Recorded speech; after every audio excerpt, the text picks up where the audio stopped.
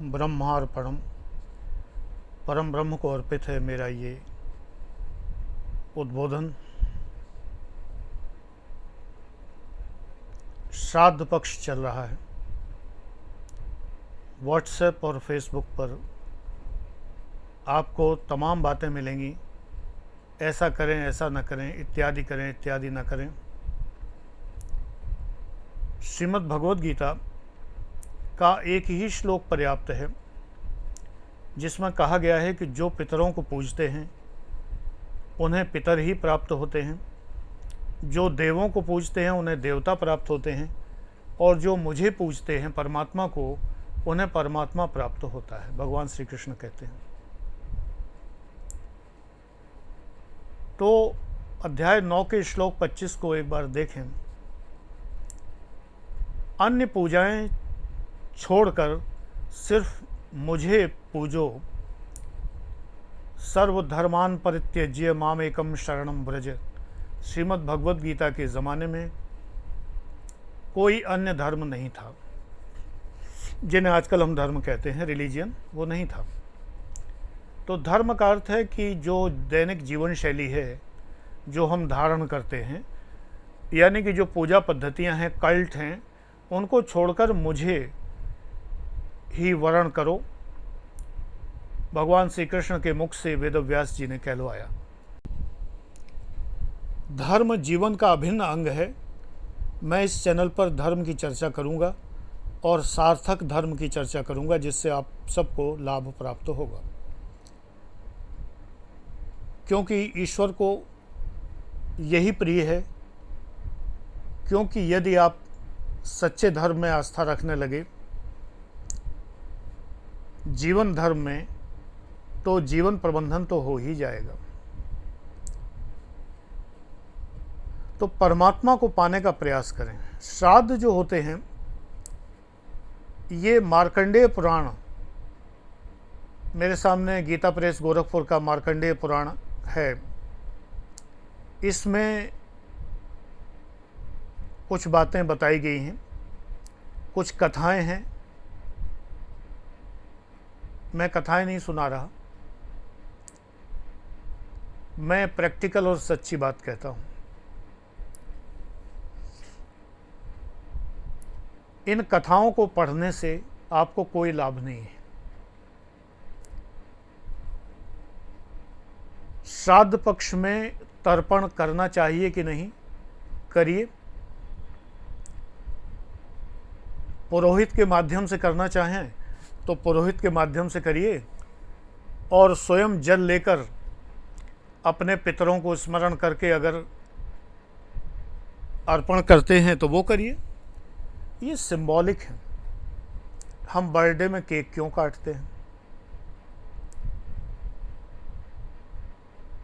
ये सिंबल है ना। केक काटने से क्या होता है? तर्क ढूंढने वाले तो इनमें भी ढूंढ लेंगे। व्हाट्सएप यूनिवर्सिटी में बड़े बड़े विद्वान पढ़े हैं, जिनसे ज़्यादा मैं क्या कहूँ संसार में नहीं है लोग, और उनको मानने वाले भी वैसे ही। इनमें लॉजिक नहीं ढूंढा जाता। सोशलॉजिस्ट हैं मर्टन, उन्होंने अपने 5 पैटर्न वेरिएबल बताए हैं। उनमें एक होता है रिचुअलिज्म।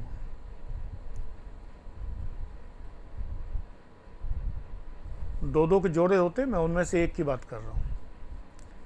इसमें बिना मस्तिष्क का प्रयोग किए हुए हम वो करते चले आ रहे हैं और वही करते रहते हैं। हमें आनंद देता है तो हम करते हैं। पितरों को स्मरण करना अच्छी बात है, यानी पूर्वजों को। ये 15 दिन का जो अवसर है, आज माताजी का श्राद्ध है, आज पिताजी का है, आज उनका है, आज इनका है, और अमावस्या के दिन जो भूले बिछड़े हैं उन सब का है। ये सबको स्मरण करना है। इंसान के जीवन में जितने लोगों का योगदान है, हमें उनको स्मरण करना चाहिए। जैसे मदर्स डे, फादर्स डे बना दिए हैं पश्चिम जगत ने, तो हिंदुस्तान में तो पहले से ही श्राद्ध पक्ष है। ये हमारे डेज थे, mother's day, father's day type के। इन दिनों में हम स्मरण करते थे। मदर्स डे, फादर्स डे जीवित माता पिता को स्मरण करने की बात है, क्योंकि विदेशों में वो लोग साथ नहीं रहते हैं, संयुक्त परिवार का रिवाज नहीं है। भारत में साथ रहते हैं, इसलिए हमें मनाने की ज़रूरत नहीं थी। पितृपक्ष में हम उन्हें स्मरण कर लेते हैं। जल देने के लिए कुछ बातें मैं मानता हूँ, कुछ बातें मैं नहीं मानता। तांबे के पात्र में जल भर के मैंने अपने पूजा स्थान में रखा हुआ है, पितरों का आवाहन करके कि आप आइए और जल ग्रहण करिए। और मेरे यहाँ ये वर्ष भर रखा रहता है, पानी बदलता रहता हूँ। अगर सूक्ष्म शरीर से वो हैं तो किसी भी समय अगर मान लीजिए उनको आने की सुविधा प्राप्त होती है, तो जैसा कि पुराण कहते हैं कि उन्हें जल की आवश्यकता होती है, भोजन की आवश्यकता होती है, वो सूक्ष्म रूप में ग्रहण करते हैं, तो चलो इस रिचुअल में कोई समस्या नहीं। लेकिन लोगों ने इतना वो बना लिया कि गाय का दूध और भैंस का दूध नहीं, और फलाना और काशी फल की सब्ज़ी नहीं, और वो सब्ज़ी और ये सब्ज़ी नहीं। इटावा में तो कोई भोज बिना काशी फल के और मट्ठे के आलूओं के होता ही नहीं है। मट्ठा का आलू और कद्दू की सब्ज़ी, दो चीज़ें इटावा में प्रसिद्ध हैं।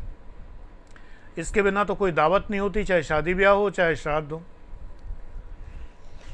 अब कल मैं सुन रहा था, पत्नी एक सुन रही थी वो व्हाट्सएप पर किसी का बयान, और आज सुबह से वो गाय के दूध की तलाश में भटकती फिर रही चारों तरफ, जो आसानी से मिल नहीं रहा। क्या बताया उन लोगों ने जो व्हाट्सएप पर मूर्ख बनाते हैं तमाम लोग, कि भैंस का दूध, भैंस तो यमराज का वाहन है भैंसा, और भैंस उसकी माता है। तो एक नॉनसेंस सी बात है, बिल्कुल ही मूर्खतापूर्ण बातें हैं। व्हाट्सएप यूनिवर्सिटी पर टहलती हैं, लोग मान भी लेते हैं। मुझे इन बातों में विश्वास नहीं है। मैं रिचुअल्स को बहुत सरल करके मानता हूँ। शायद ये गायत्री परिवार का असर है, मैं उन्हें बहुत मानता हूँ। गायत्री परिवार में हवन भी इलायची के दानों का कर देते हैं, खीलदाने जो होते हैं उनका भोग लगा देते हैं। उनकी अगरबत्तियाँ सबसे सस्ती और सबसे सुगंधित होती हैं। बहुत ही कॉस्ट इफ़ेक्टिव सब कुछ पूजा है उनकी। उनके रिचुअल्स नाम मात्र के होते हैं। वो दीप यज्ञ करते हैं, मैंने करवाया भी है। दीपक जलाते हैं। दीप यज्ञ करना उनके रिचुअल्स में शामिल है। बड़ा अच्छा लगता है, बड़ा सुंदर लगता है। उनके जो पुरोहित होते हैं वो ज़रूरी नहीं कि ब्राह्मण हो, किसी भी जाति के हो सकते हैं, और वो कोई दक्षिणा नहीं लेते हैं। घर आते हैं। अब मुझे नहीं पता, मैं 98-99 में, सन 2000 में मैंने कुछ गायत्री परिवार के रिचुअल्स वगैरह करवाए थे। अब तो मैं रिचुअल्स से मुक्त हो गया हूँ लगभग। मैं परम ब्रह्म की ही आराधना करता हूँ, बस मेडिटेशन में रहता हूँ, ध्यान में रहता हूँ हर समय। अब मुझे वो भी ज़रूरत नहीं है। कुछ नाम मात्र के रिचुअल्स मैं कर लेता हूँ, बस जैसे भगवान के सामने हाथ जोड़ना है, उन्हें हर समय स्मरण करना है, कभी अगरबत्ती जला देना है। तो पहले मैं गायत्री परिवार के अनुसार किया करता था। उनकी पूजा परंपरा, जो उनके पूरे श्लोक हैं एक के बाद एक लगातार, तो यम ब्रह्म वेदांतिनो वगैरह सहस्त्र वाला जो है, अब तो ध्यान से, और जो उनकी गायत्री चालीसा है जो माँ भगवती देवी ने स्वयं अपनी आवाज़ में गाया हुआ है, मुझे बहुत पसंद है। तो श्राद्ध पक्ष में अपने पूर्वजों का स्मरण करें, जैसे परम ब्रह्म का स्मरण करते हैं, उन्हें स्मरण करें। स्मरण करके उनके लिए अगर कुछ अर्पण करना है तो अर्पण करके भूखे को खिलाएं। ब्रह्मभोज, ठीक है, परिवार में रिवाज है तो ब्रह्मभोज भी कराया जाता है, ब्राह्मण भोजन, लेकिन ख़ास करके अगर डिज़र्विंग को खिलाएं तो ज़्यादा अच्छा है, और भी अच्छा है। जो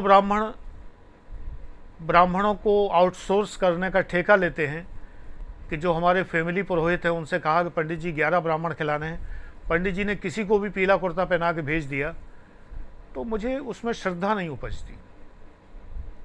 जाति से मतलब नहीं है, कोई भी हो, भूखा हो, जिसे आवश्यकता है, जो भोजन नहीं जुटा पा रहा, अगर हम उसे खिलाते हैं तो पूर्वज ज़्यादा प्रसन्न होंगे, मैं ये मानता हूँ।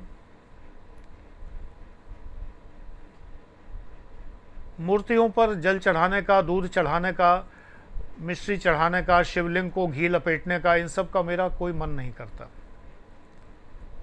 लेकिन परिवार को मैं रोकता भी नहीं हूँ। अगर घर के लोग ऐसा करते हैं, सबकी अपनी अपनी आस्था है, जो जिस आस्था में जीना चाहता है ये उसका फंडामेंटल राइट है। मैं उन्हें रोकता भी नहीं हूँ, उनसे बहस नहीं करता। अपना मैं जो करता हूँ वो करता हूँ, वो मुझसे बहस नहीं करते, मुझे अपने तरीके से जीने देते हैं। हाँ, परिवार में समारोह होता है, मैं शामिल हो जाता हूँ, कोई बात नहीं। आप भी अपना एटीट्यूड ऐसा रखिए तो ज़्यादा अच्छा है। शांति मंत्र तो सुना ही होगा, वेदों का ये मंत्र जो आर्य समाज में बहुत प्रमुख रूप से प्रचलित है, ओम देव शांतिरंतरिक्षगुम शांति पृथ्वी शांति रापा शांति। तो जब सब जगह शांति है, तो अगर हमारे मन में शांति नहीं है, हमारे घर में शांति नहीं है, तो क्या फ़ायदा।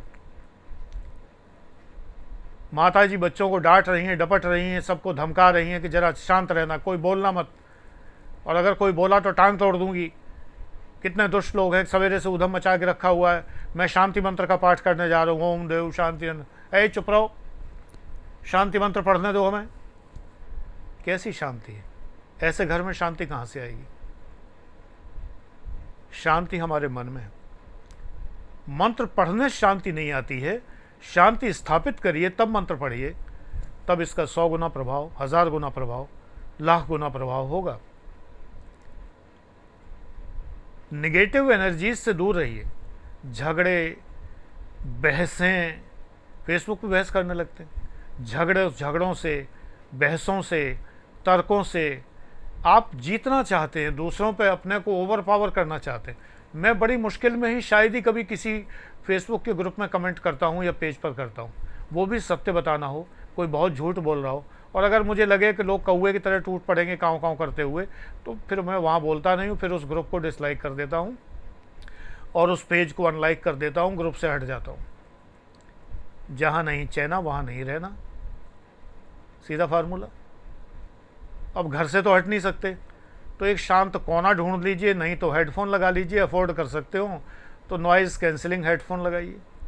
नॉइज़ कैंसिलिंग सबसे बढ़िया बोस के हैं, ये मैं बता दूं। ना एप्पल का 60,000 का हेडफोन इतना बढ़िया नॉइज़ कैंसिलिंग है, ना बीट्स का 25,000 का इतना बढ़िया नॉइज़ कैंसिलिंग है, ना सोनी का 25-30,000 का इतना बढ़िया नॉइज़ कैंसिलिंग है।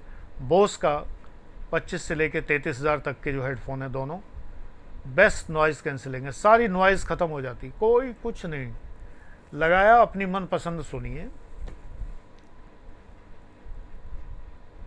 इसकी साइंस मुझे पता है कि नॉइज़ कैंसिलेशन किस तरह होता है, ANC जिसे कहते हैं। तो एक्टिव और पैसिव सब तरह का, वो विषय नहीं है मेरा यहाँ, लेकिन चूंकि गैजेट्स मेरा हॉबी है, इसलिए मैं उसके विषय में जानता सब हूँ ईश्वर कृपा से। और ना कर सकते हो तो कानों में रुई ठूंस लीजिए, सबसे सस्ता, 1 रुपये का इलाज। नहीं तो 15 रुपये में 5 आते हैं, ऑरेंज कलर के ईयरबड्स आती हैं, मेडिकल स्टोर पर मिलती हैं, मेडिटेशन बड्स कहलाती हैं। 15-20 रुपये में 5 आती हैं, अमेज़ोन पे 3 ही देते हैं। कान में ठूंस लीजिए, उसमें आवाज़ नहीं है, मतलब वो इलेक्ट्रॉनिक गैजेट नहीं है, रबर के हैं। कान में ठूंस लिए, अंदर जाके फैल जाते हैं, एकदम नॉइज़ कैंसिलिंग, कोई नॉइज़ नहीं आएगा। सोचिए कितना सस्ता मामला है। निकालने के बाद उन्हें सैनिटाइज़र से सैनिटाइज जरूर कर लें, कान का मैल लग जाएगा तो आगे जब दोबारा कान में डालेंगे तो वही मैल बाहर के कीटाणुओं को समेट के कानों में घुसा देगा, उससे बचिए। मेडिटेशन करने में भी इनका प्रयोग किया जाता है, इसलिए इनको मेडिटेशन बर्ड्स भी कहते हैं। नॉर्मली ऑरेंज कलर के इसीलिए होते हैं ये। तो शांति रखिए, शांति बनाइए, अनावश्यक बहस मत करिए, थोड़ा गिविंग सीखिए। भाई ने ये ले लिया, दुखी हुए पड़े हैं, पापा जी ने भाई को फ्लैट खरीदने के लिए पैसे दे दिए, हमें नहीं दिए। पापा जी तुम्हें ज़्यादा पैसे वाला समझ रहे हैं तो ठीक है, तुम अच्छा खाते कमाते हो, तुम्हारा छोटा भाई बड़ा भाई उतना ज़्यादा अच्छा खाता कमाता नहीं है, उसे भी फ्लैट में रहना है, वो किराए के मकान में रह रहा है तो उसे 20,000 रुपये देने पड़ रहे हैं किराए के। तो पिताजी ने अपनी अगर संचित पूंजी से उसे मदद कर दी तो क्या बुरा कर दिया। उन्होंने तुम्हें समझा है कि तुम संपन्न हो, तो ये पिताजी का आशीर्वाद तुम्हें और संपन्न बनाएगा। बजाय इसके कि संपर्क खत्म कर लिया, पिताजी को गड्ढे में ढकेल दिया, मर बुढ़ापे में बढ़ाऊ, अब उसी के पास रहना, जाके छोटे के पास सारा पैसा उसको दे दिया, इस बुढ़े को चैन नहीं नसीब होगा, ऐसे मरेगा जो है, कीड़े पड़ेंगे, ऐसी बातें बोलते हैं लोग, मैंने सुना है। अरे अगर उनका आशीर्वाद प्राप्त करते कि पिताजी आपने छोटे भाई को दिया इसका मतलब आपने मुझे इस योग्य समझा कि मैं ज़्यादा धनवान हूँ, मैं ज़्यादा अर्निंग हूँ। आपका बस यही आशीर्वाद मुझे चाहिए। झुक के चरणों स्पर्श करिए कि पिताजी छोटे को ही तो दिया है, बचपन में हम लोग साथ खेले हैं। अब बचपन में ही अगर आप इतने स्वार्थी थे कि उसका टॉफ़ी छीन के खा लेते थे, तो भगवान ही मालिक है, ज़िंदगी भर दुखी रहेंगे। चाहे कितना शांति मंत्र पढ़े, कुछ नहीं होगा। ओम शांति शांति से कुछ नहीं होगा।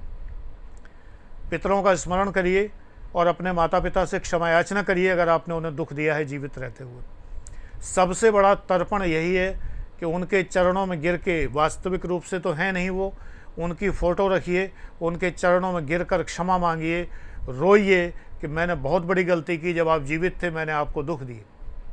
फिर देखिए आपकी तरक्की। वो सूक्ष्म रूप से हमारे चारों ओर हैं और वो ये देख रहे हैं कि आप सिर्फ श्राद्ध खिला रहे हैं, आप सिर्फ ब्रह्मभोज करा रहे हैं, ब्राह्मणों को दक्षिणा दे रहे हैं, इस डर से कि आपको पितृदोष ना लग जाए, आपकी तरक्की में बाधा ना हो जाए। लेकिन आप प्यार नहीं कर रहे हैं।